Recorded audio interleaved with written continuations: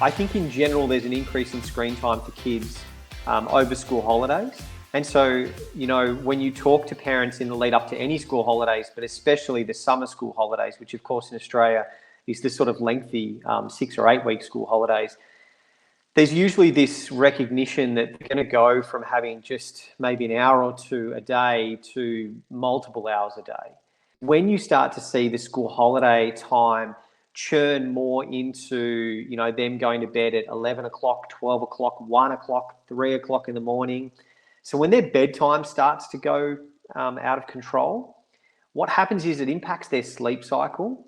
And in the week before school going back, it's really tough for parents to get that sleep cycle back. Now, when that sleep cycle goes, a whole bunch of other stuff goes as well, right? Behavior, emotions, emotion regulation, social skills. So we're talking about holistically here, as you increase the screen time, especially the screen time just done at home in their own bedroom or in their own confinements, it can have a pretty big impact.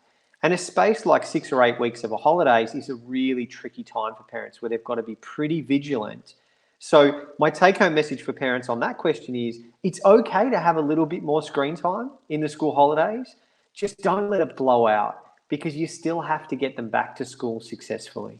If they've been going to bed at 1 o'clock, you would start to turn the Wi-Fi off at 12, 2 weeks out, and then at 11, 1 week out, and then at 10, 3 days out, right?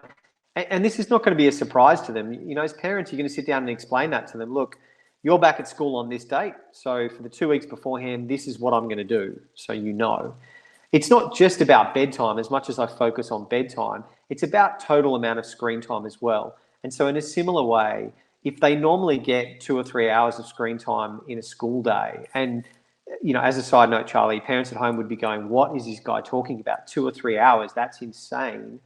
But, the average Australian teenager gets 6.5 hours a day outside of school. And that was before COVID, right? So some of us sit here going, this is crazy amount of screen time, but the statistics don't lie. This is pretty normal.